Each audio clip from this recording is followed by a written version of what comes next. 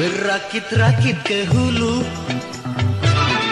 berenang ke tepian. Sakit-sakit dahulu, susah-susah dahulu, baru kemudian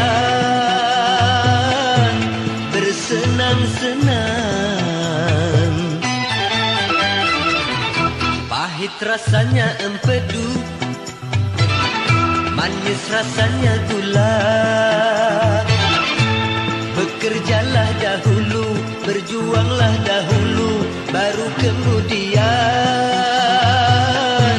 berbahagia.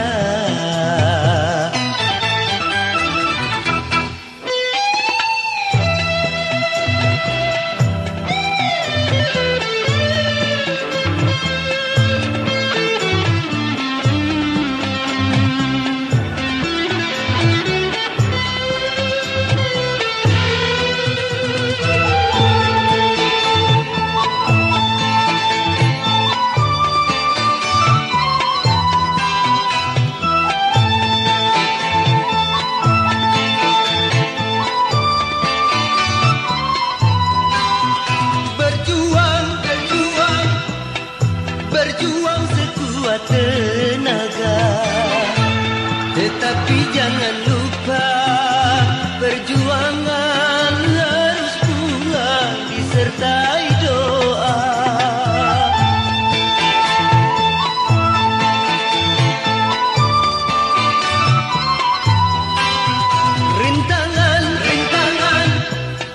Rintangan sudah pasti ada.